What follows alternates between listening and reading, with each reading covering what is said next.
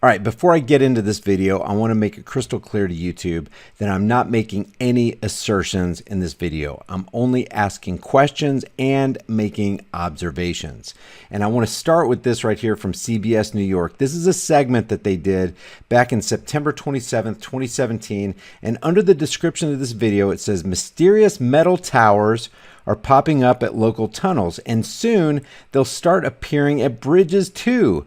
But even people on the MTA board in charge of the towers can't say why they're being used or what's in them. Check this out. But at night, it lights up really nice. Jose Lugo says these tall metal towers quickly popped up after Brooklyn Battery Tunnel toll booths came down. We don't really know what's the purpose of this. It's a $100 million MTA project full.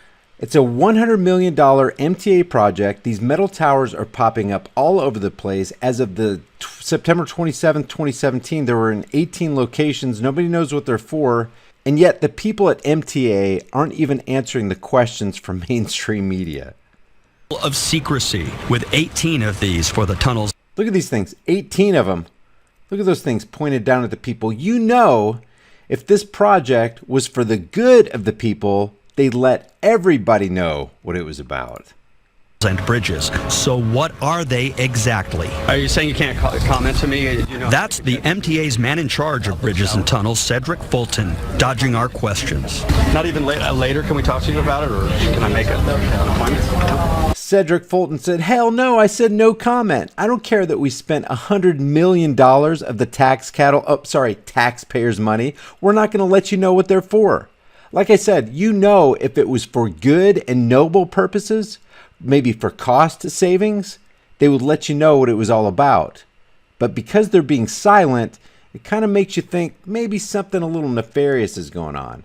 Then I wanted to show you, they're putting out ads so that they get RNs deployed to New York from other states, and they're offering them $10,000 per week, plus a food stipend, plus travel reimbursement, luxury lodging, 21-day minimum. So according to the Johns Hopkins map over here, they got a whole lot of people dying. I think they're up to, this site right here says they're up to 5,489 deaths just in New York that have been confirmed that died of the cerveza bug.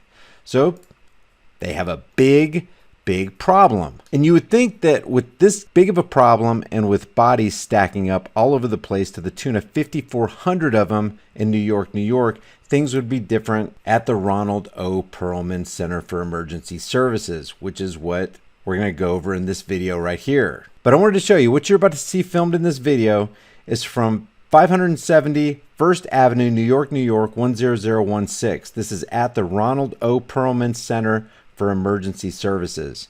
Keep in mind, what you're about to see right here in this video is in the context of over 5,400 bodies supposedly piling up. Death everywhere, mayhem, destruction, contamination, chaos, contagion. Watch this.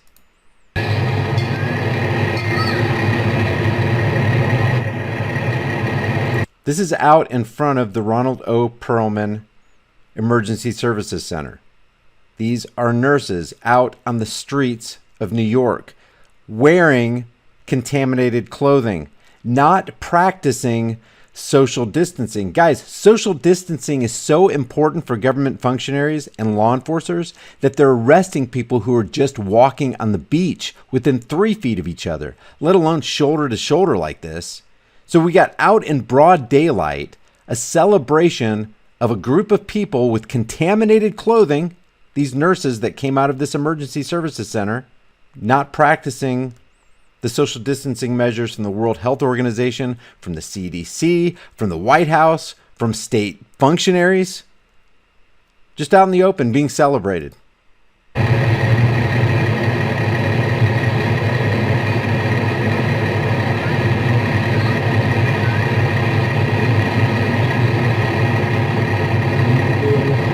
Look at that, just taking photos, smiling, laughing, joking around. This does not fit with an atmosphere that's saturated with this number right here, or especially this number right here. People being placed on ventilators, they can't breathe, their lungs are filling up with fluid, things are horrible. This doesn't seem like a fitting picture in the context of so much death.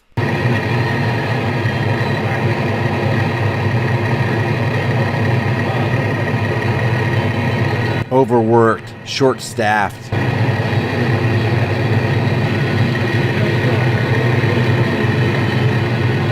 Firemen all in the streets, people standing around.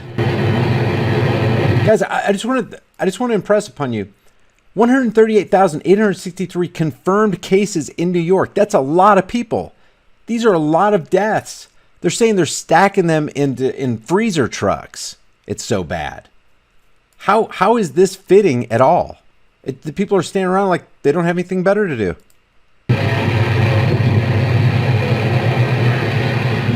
Almost like there's no confirmed cases.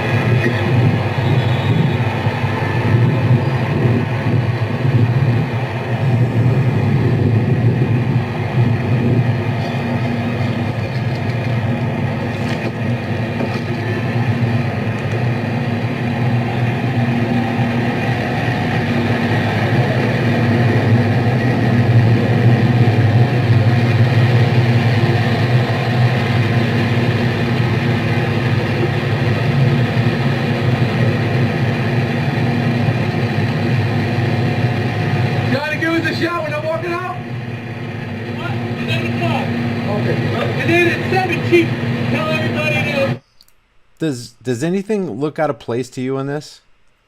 People laughing, people smiling, taking pictures, taking selfies. There we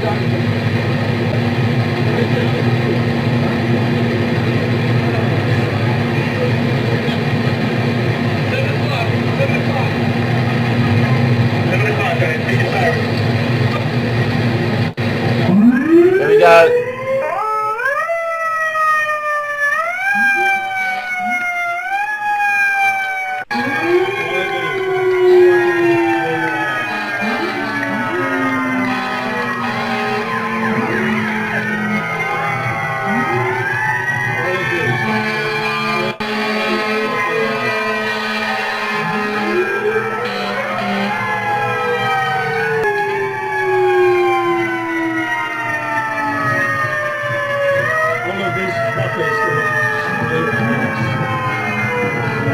Guys, just think about this for a second, okay?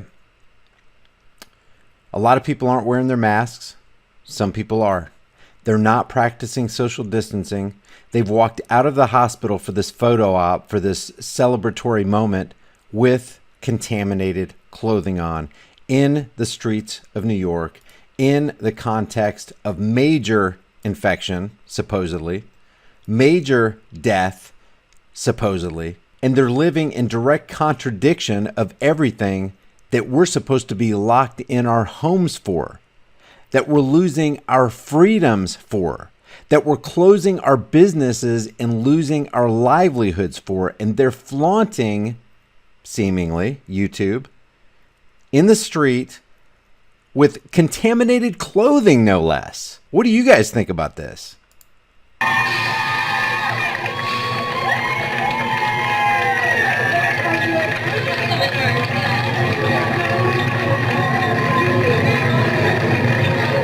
Stick around because the guy who's holding the camera is going to interview a couple of people on the street and a couple of these nurses about, hey, what's really going on there? Is it really as busy in there as mainstream media is telling us? How about all the dead bodies? What's going on?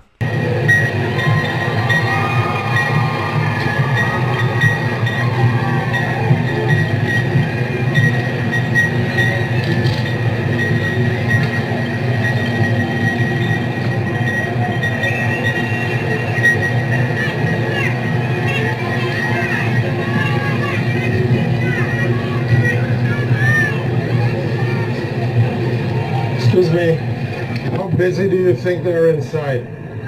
How busy do you think they are inside? He asks her, how busy are they inside? And she says, pretty busy, I imagine. There's all this death, destruction, mayhem, contagion, and it looks like all the nurses are outside while death is happening on the inside. They're outside celebrating, taking selfies, giving high fives. How could they be pretty busy with all of that stuff going on, and yet they're outside celebrating for an extended period of time? Makes no sense.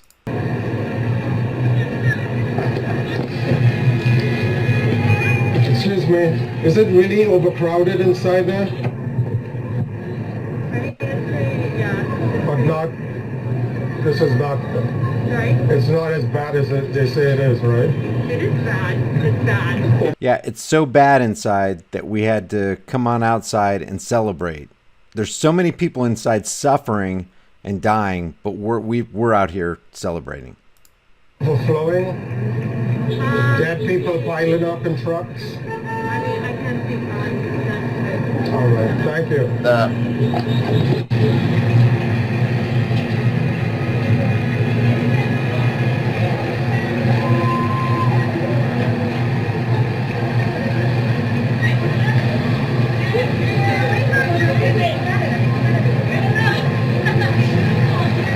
We're so grateful for everybody. Thank you so much. Thank you.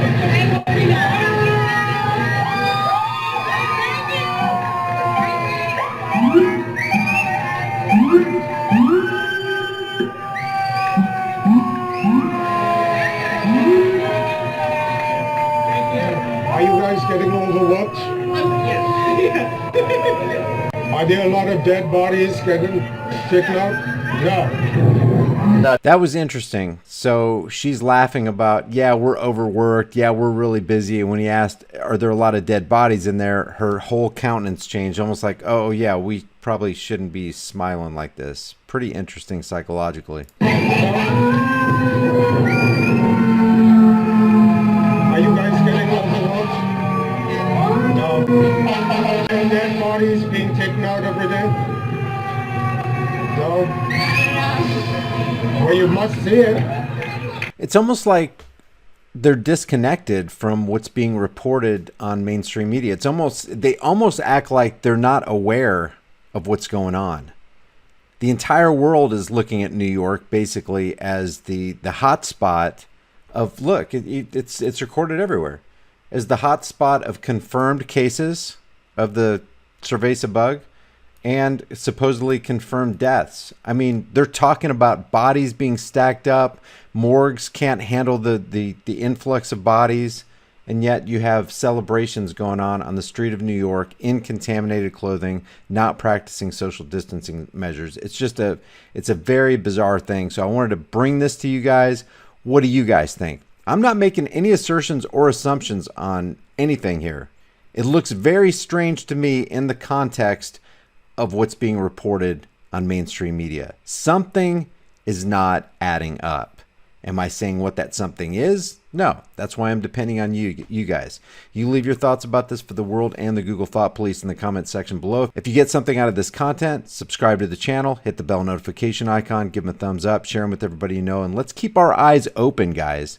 We can't afford to lose any more of our individual liberties. As a matter of fact, we need to take back the individual liberties that were already taken from us. I'll see you guys in the next heavily censored shadow ban video. We've seen some crazy crap happen in the past month that we never thought would happen in the United States of America. People fighting over toilet paper and disinfectant sprays, reports coming in from all over the place of empty store shelves, no meat, no chicken, no eggs, the rice is gone. The last thing you want to do is be at a store fighting over food with the rest of the lemmings. But you can sidestep all that by going to my website, preparewithhighimpactflix.com, where you can pick up a couple months worth of delicious, nutritious, 2,000 calorie a day food that can store for up to 25 years. The site is preparewithhighimpactflix.com, and I'll throw that in the description and in the pinned comment for you. Never underestimate the power of stupid people in large crowds. It's better to have a food supply and not need it than to need it and not have it.